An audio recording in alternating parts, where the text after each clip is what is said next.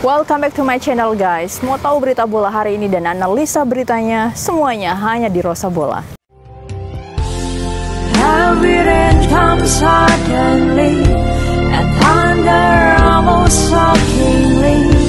It can wake me up from all my wildest dreams. I hate when I know this just. Welcome back to channel bola kesayanganmu guys, dan many thanks sudah setia menyaksikan setiap update terbaru Rosa Bola. Di video ini aku akan kembali membahas prediksi pertandingan AC Milan terbaru. Apalagi Milan akan menghadapi duel maut super big match melawan tuan rumah Napoli. Pertarungan kedua tim teratas ini akan dilangsungkan di Stadion Diego Armando Maradona pada Senin dini hari tanggal 7 Maret 2022 pukul 3 pagi waktu Indonesia Barat.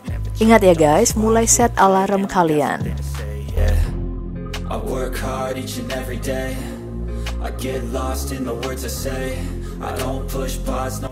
Duel maut kedua tim ini memang sangat menentukan bagi persaingan kedua tim dalam meraih Scudetto. Bersama Inter, kedua tim ini adalah para pelari terdepan yang sedang berjuang untuk menyentuh garis finish yang pertama dan memenangkan Scudetto musim ini. Di klasemen, kedua tim sama-sama meraih 57 poin dari 27 pertandingan, dan Napoli hanya unggul selisih gol dari Milan. Kemenangan 5-0 Inter atas Salernitana memang membuat Inter untuk sementara berada di puncak klasemen.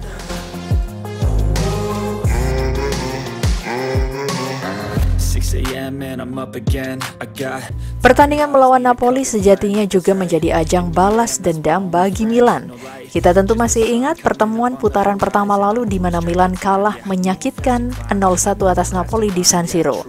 Aku bilang menyakitkan karena gol penyama kedudukan yang dicetak Frankesi ternyata dianulir oleh wasit.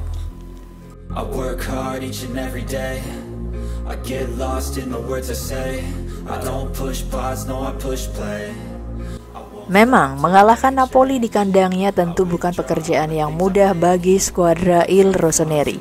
Seperti kita tahu, sudah 3 pertandingan Milan belum mampu mencetak kemenangan. Bahkan melawan tim-tim seperti Udinese dan Salernitana pun Milan gagal meraih kemenangan. Tetapi tentu kita berharap Milan akan segera bangkit justru saat melawan tim-tim kuat seperti Napoli ini.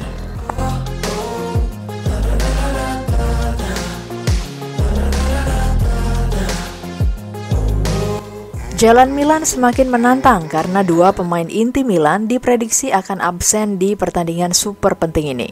Lord Ibra masih aja belum pulih dari cederanya dan masih harus berlatihan terpisah.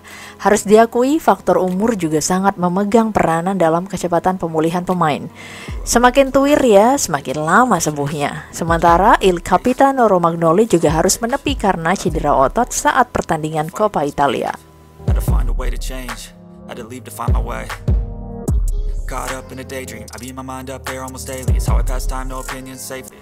Dari komposisi starter, aku memprediksi nama Pierre Kalulu akan tampil untuk menggantikan Romagnoli. Pemain ini terbukti dapat diandalkan dan selalu tampil baik jika diberi kepercayaan. Bahkan aku memprediksi jika Kalulu ini kelak akan menjadi bek tengah utama Milan.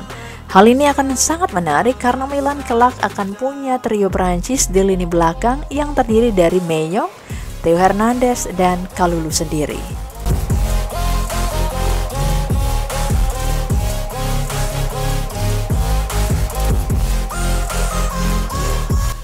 Di pertandingan melawan Napoli, Kalulu akan berduet dengan Tomori, sementara Calabria dan Theo Hernandez akan mengisi posnya di bek kanan dan bek kiri. Di posisi double pivot, duet Bento alias Bennacer dan Tonali akan kembali bermain. Nah, di posisi sayap kanan dan kiri, aku menjagokan nama Alexis Saelemaekers dan Rafael Leao. Junior Mesias nampaknya akan disimpan lebih dulu, untuk kemudian menjadi senjata rahasia di babak kedua. Begitupun dengan Ante Rebic yang bisa turun menggantikan Leao ataupun Giroud. Nah, di posisi target man, tentu Opa Pioli tidak memiliki pilihan lain selain Olivier Giroud.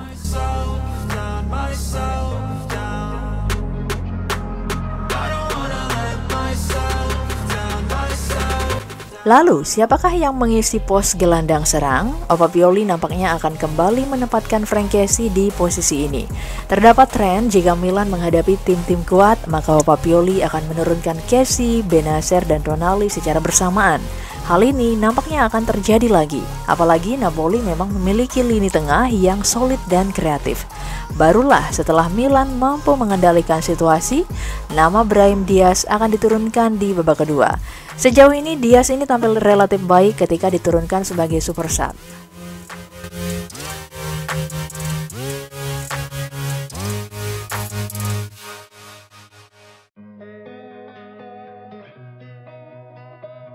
Menempatkan si Kessie di depan kadang efektif, tapi kadang Doi jadi kartu mati. Saat melawan Empoli, Doi mainnya bagus dan mampu mencetak gol. Namun saat melawan Inter, penampilan Doi mengecewakan dan salah satu titik balik pertandingan yang membawa kemenangan Milan adalah ketika Brahim Diaz menggantikan pemain berusia 25 tahun itu.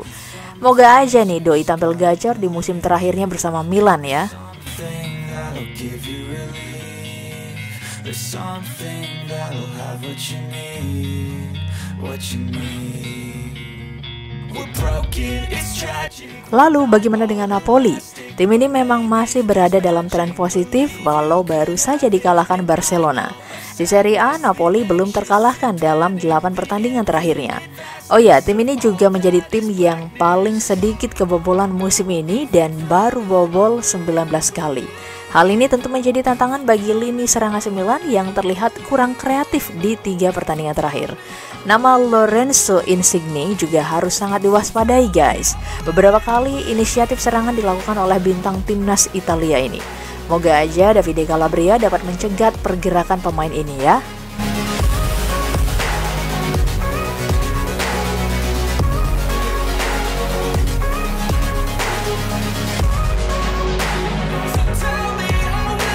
Yang tak kalah menarik adalah sosok wasit yang akan memimpin pertandingan. Baik Milan ataupun Napoli sama-sama khawatir atas penunjukan Daniele Orsato di partai penentuan nanti. Orsato memang memiliki reputasi tidak baik saat memimpin pertandingan Milan dan Napoli. Saat Milan kalah 0-3 atas Lazio musim lalu, wasit ini tetap mensahkan gol kedua Lazio yang dicetak oleh Korea. VAR sudah menunjukkan bahwa terjadi pelanggaran sebelum terjadinya gol tersebut, namun Orsato tetap mensahkan gol kedua Lazio tersebut.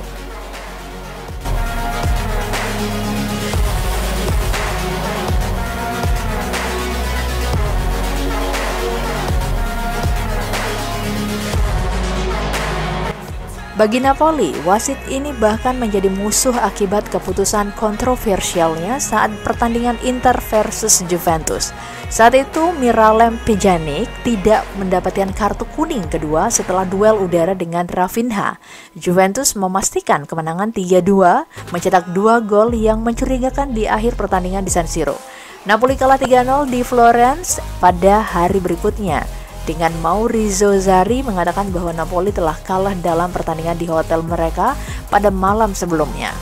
Fans Napoli masih melihatnya sebagai salah satu dari alasan mengapa mereka tidak memenangkan gelar di musim 2017-2018 dan tidak melupakan malam itu. Dan akhirnya beberapa tahun kemudian wasit Orsato mengakui kesalahannya yang dilakukan pada pertandingan tersebut.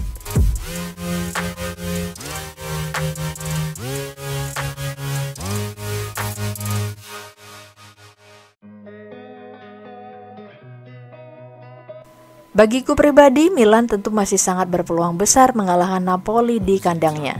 Selain Milan adalah raja away, Milan pun pernah mengalahkan Napoli 3-1 di kandangnya pada pertemuan musim lalu.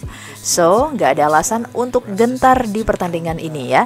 Oh ya, aku juga berharap Milan bisa unggul dengan selisih 2 gol ya. Jika ini terjadi, Milan akan memiliki keunggulan head to head dengan 2 pesaing terberatnya yakni Inter dan Napoli.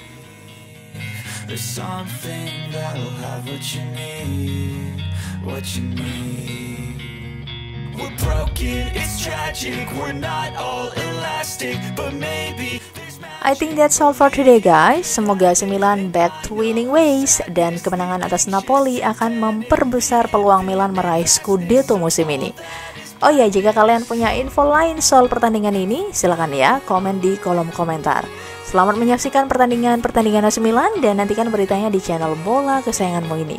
Jangan lupa juga follow Instagramku di rosabola8181 dan TikTokku di rosabola_official, serta dapatkan info-info seputar AC Milan lainnya dan juga bocoran tentang konten Rosa Bola selanjutnya. Tetap patuhi protokol kesehatan, stay safe, happy and well everyone. Bye! Thank you banget udah ikutin video-video dari aku. Jangan lupa untuk subscribe, like, comment, dan share. Tentunya jangan lupa juga nyalakan lonceng notifikasinya untuk update video terbaru dari Rosa Bola. See you in the next video. Bye.